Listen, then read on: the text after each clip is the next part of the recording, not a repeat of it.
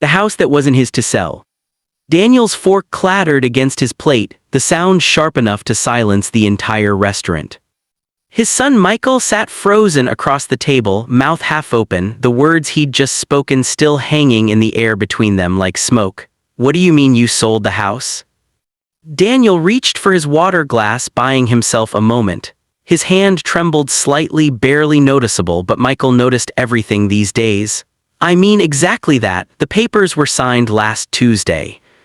Dad, Michael's voice dropped to that dangerous whisper he'd perfected in courtrooms. That's our house. That's where Sarah and I live, where we're raising Emma. It's my house, Daniel corrected, keeping his tone measured. My name on the deed has been for 32 years.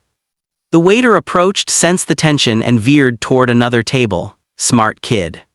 Michael's face had gone red, the color creeping up from his collar. You're telling me this now, at dinner, after I just told you Sarah's parents need a place to stay because her father's getting treatment at County General.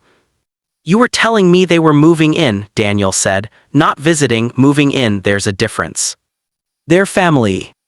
They're your family? I raised my family. I'm 67 years old, Michael. I've earned the right to make decisions about my own property. Michael pushed back from the table, his chair scraping against the hardwood floor. Several diners turned to look. When do we have to be out? 60 days, the buyers were flexible on timing. 60 days? Michael's laugh was bitter, sharp. That's just perfect, Dad, really perfect. Sarah's father is starting chemo in 3 weeks, her mother can barely drive in the city, and you're giving us 60 days to find a new place in this market. Daniel had prepared for this. He'd run through the conversation 100 times in his head during the sleepless nights since signing the contract. You'll find something, you're a lawyer, for God's sake, you make good money. I make good money, not afford a 3-bedroom in 60 days during a housing crisis money. Michael grabbed his jacket from the back of his chair. Does Sarah know? I assumed you'd tell her. You assumed? Michael stopped, shook his head. You know what? I can't do this right now. I can't sit here and eat pasta while you calmly explain how you've just made my family homeless. You're not homeless, you're just between houses. Screw you, Dad. Michael was halfway to the door before Daniel called out, your mother would have understood. That stopped him. Michael turned slowly and Daniel immediately regretted the words. Some ammunition was too heavy to deploy. Don't, Michael said quietly, don't you dare use Mom as justification for this. Then he was gone and Daniel was alone with 2 untouched plates of chicken marsala and the weight of every eye in the restaurant. The house was quiet when Daniel returned. It was always quiet now, had been for the 3 years since Margaret died. That was part of the problem, really. All this space, all these rooms, and just him rattling around inside like a marble in a shoebox. He'd bought the place in 1993, back when Michael was 7 and his daughter Rebecca was 4. Margaret had fallen in love with the wraparound porch and the oak tree in the backyard. The kids can have a treehouse, she'd said, eyes bright. They never built the treehouse.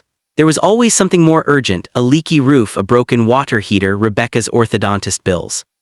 Daniel walked through the living room, running his hand along the back of the couch. Not his couch, Michael and Sarah's. They'd moved in 4 years ago during what Michael called a temporary setback when his firm merged and he was between positions. Temporary had turned into permanent when Emma was born, when Sarah's freelance graphic design work wasn't enough to cover daycare and rent.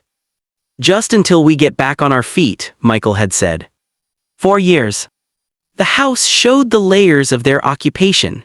Emma's drawings covered the lower half of the refrigerator. Sarah's yoga mat was rolled up in the corner of the den.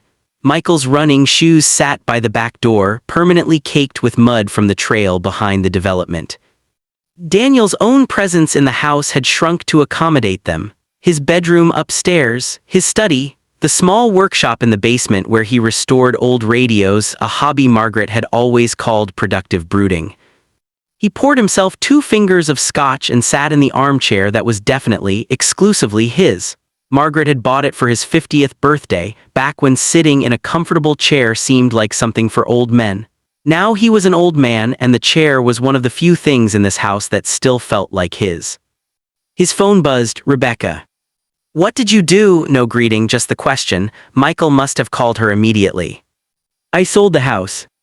Jesus, Dad, he heard her sigh, could picture her in her apartment in Portland, probably packing her small kitchen.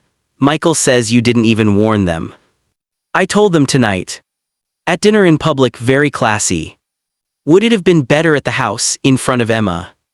Rebecca was quiet for a moment. He also said you brought up Mom. I shouldn't have. No, you shouldn't have. Another pause. Why are you doing this? Is it about the rent thing? Because I know Michael's been. It's not about rent. Then what? You love that house. Mom loved that house. Your mother's dead, Becca. The words came out harsher than he'd intended. He heard her sharp intake of breath. I know that, she said finally. I buried her too, remember? I know, I'm sorry. Daniel rubbed his eyes. The scotch wasn't helping. I need something different. Different like what? A condo, one of those awful retirement communities with the golf carts. I bought a boat. Silence. Then you bought a boat. A 42-foot sailboat. She's docked in Annapolis. I'm moving aboard in July. You don't know how to sail. I'm taking lessons. There's a whole community of liveaboards, people who travel, see things. I've spent my entire life in the same 30-mile radius, Becca. Your mother and I always talked about traveling after retirement, but then she got sick and then she was gone and I'm still here. So you're just leaving. I'm not leaving, I'm going. There's a difference. Is there? Rebecca's voice had gone soft, sad. Because it feels like you're running away from Michael, from Emma, from what? From the parts of the house that still have Mom in them. Daniel looked around the living room, Margaret's bookshelf, the photos on the mantel, the paint color she'd chosen for the walls, something called coastal sage that she'd insisted wasn't just gray. Maybe, he admitted, maybe I am. And what about Michael? He needs you right now, Dad. Sarah's family situation is serious. Her dad's cancer is stage 3. Michael is 41 years old. He has a law degree and a capable wife. He doesn't need his father to house him. That's cold. That's honest. Rebecca sighed again. I need to go. I have an early meeting. But Dad, whatever you're looking for out on that boat, I hope you find it. I really do, because you're burning a lot of bridges to go looking. She hung up before he could respond. The next 2 weeks were a masterclass in passive aggression. Michael spoke to him in clipped sentences. Sarah avoided him entirely. Emma, mercifully oblivious at age 3, continued to greet Grandpa Danny with hugs that made his chest ache. Daniel spent his days boxing up Margaret's things, the items he'd been unable to touch for 3 years. Her clothes went to Goodwill, her jewelry to Rebecca, her books he kept, though he wasn't sure where they'd fit on a boat. He found her journal in the nightstand drawer. She'd kept it sporadically, never with any discipline. The last entry was from 2 months before her diagnosis. Daniel's been talking about retirement, she'd written, wants to finally do the Bahamas trip we've been planning since Michael was little. I told him we should wait until both kids are fully settled. Michael's still finding his footing and Rebecca's talking about graduate school. Maybe a few more years, we have time. They hadn't had time. The cancer had moved fast, aggressive, 16 months from diagnosis to funeral. He closed the journal and added it to the box marked Keep. The confrontation came on a Wednesday evening. Daniel was in the garage organizing tools when Michael appeared in the doorway. The buyers came by today. Daniel looked up. I told them to call first. They wanted to measure the windows. Sarah let them in. Michael leaned against the doorframe. They have 3 kids. The wife is pregnant with number 4. Good, the house should have kids in it. Emma's a kid. Emma will have a new house with her own yard, her own space. Michael was quiet for a moment, watching Daniel wrap a socket wrench in newspaper. You know what I realized today? I don't think I've ever seen you angry. Not really angry. Not about Mom dying, not about anything. You just absorbed it, got quiet, got busy. I'm not angry. No, you're furious. You're just expressing it by selling the house we live in and buying a boat you don't know how to operate. Daniel set down the wrench carefully. Don't psychoanalyze me. Someone should. Michael stepped into the garage. You want to know what I think? I think you can't stand living in this house without Mom, but you also can't stand the idea of strangers living here, so you're making us the bad guys, making us the reason you have to leave. That's absurd. Is it? Because you could have sold this house any time in the last 3 years, But you waited until I told you Sarah's parents needed help, until I needed something from you, then suddenly you have a buyer. The timing was coincidental. Bullshit, Michael's voice rose. You know what Mom would say about this? She'd say you're being a coward. She'd say if you want to sell the house and sail away, then do it, but don't pretend you're the victim here. I never said I was a victim. You didn't have to, it's written all over your face every time you look at us. Michael's eyes were wet now. You think we don't see it, you think Sarah doesn't notice how you flinch every time Emma calls this place home. That's not. We were supposed to be out by now, I know that. The temporary setback became permanent and I let it happen because it was easier than struggling, because Emma loved having her grandpa around, because Sarah felt safe here, but that doesn't mean you had to punish us for it. Daniel's hands were shaking, he gripped the workbench to steady them. I'm not punishing anyone, I'm making a choice about my own life. Your choice impacts our lives, Dad, that's how families work. Then maybe, Daniel stopped, swallowed hard, maybe I've spent enough of my life making choices based on other people's needs. Michael stared at him, did you really just say that? I raised you and your sister. I took care of your mother through 18 months of hell. I've lived in this town, worked the same job, attended the same church for 40 years. And now your mother is gone and I'm 67 years old, and if I don't do something now, something just for me, then when? And the boat is just for you. Yes.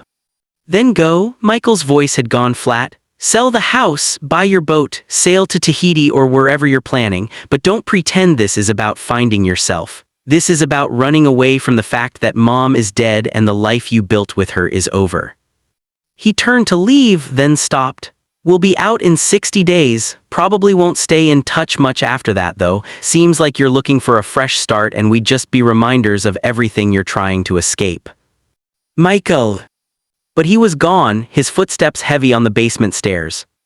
Daniel stood in the garage surrounded by 40 years of accumulated tools and memories. The silence was complete, absolute. Then he picked up the socket wrench and threw it against the far wall, where it left a dent in the drywall before clattering to the concrete floor. It felt good, it felt terrible, it changed nothing. The night before the closing, Daniel couldn't sleep. He walked through the house at 2 a.m., running his hands along walls Margaret had painted, standing in rooms where his children had grown up. The nursery where they'd brought newborn Rebecca home, where she'd screamed for 3 months straight until they figured out she was allergic to the formula.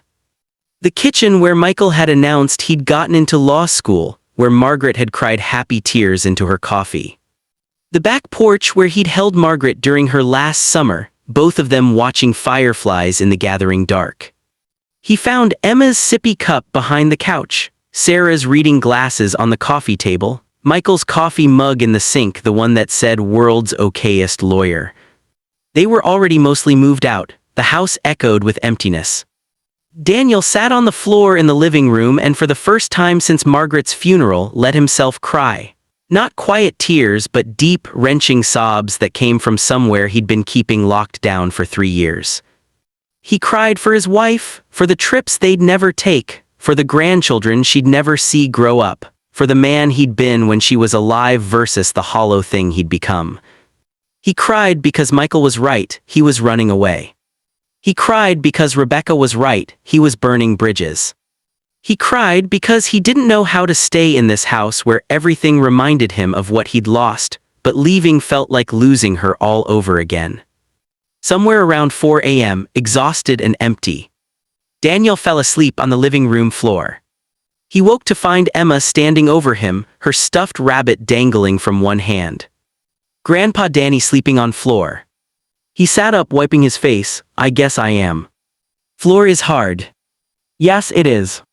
She plopped down next to him, offering the rabbit. Mr. Hoppy makes it better. Daniel took the worn stuffed animal. Margaret had bought it when Emma was born. Thank you, sweetheart. They sat together in the early morning light, Emma chattering about her new house. It has stairs, Grandpa, inside stairs.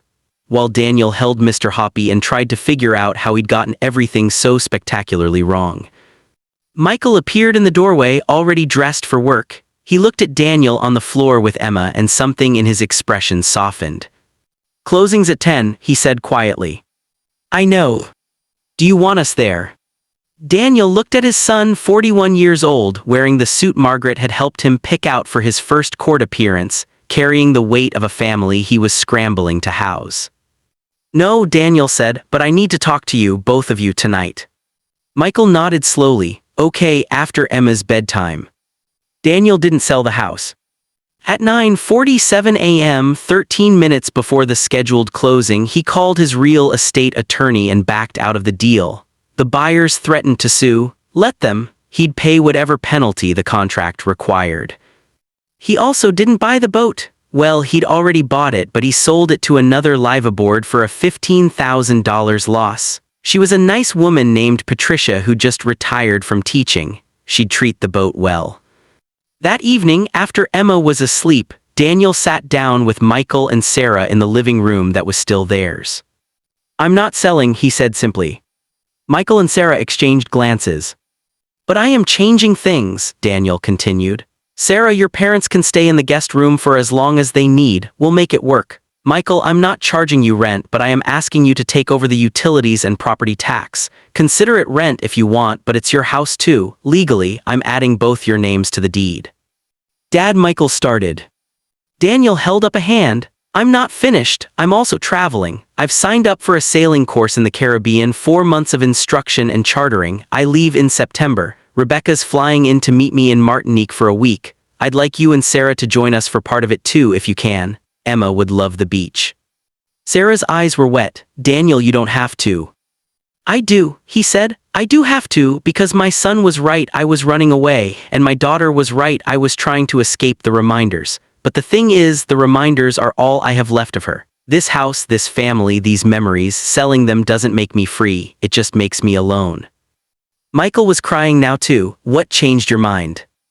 Emma, and Mr. Hoppy, and the fact that I woke up this morning and realized that your mother would have been absolutely disgusted with me. Daniel smiled despite his own tears. She didn't raise cowards and she didn't raise quitters. She raised us to face hard things together.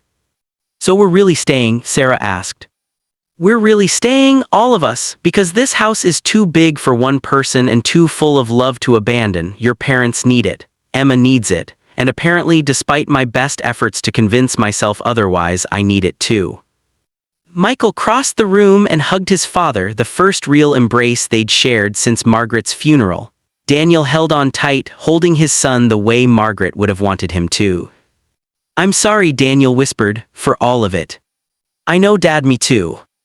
Later that night, after Michael and Sarah had gone to bed, Daniel stood in the backyard under the oak tree. The fireflies were out, dancing in the summer air the way they had the last time he'd held Margaret. I almost screwed it all up, he said to the darkness. But I think you knew I would. That's why you left me with them, isn't it? Because you knew I couldn't actually do it alone. The fireflies danced. Somewhere a neighbor's wind chime sang. The house behind him glowed with warm light. Daniel went inside, locked the door, and climbed the stairs to his bedroom. Tomorrow, he'd call Patricia about sailing lessons. He'd ask Sarah's father about his treatment schedule. He'd look into building a treehouse with Michael, 30 years too late but maybe right on time. The house settled around him, full of people and memories and futures yet to be written. He was home,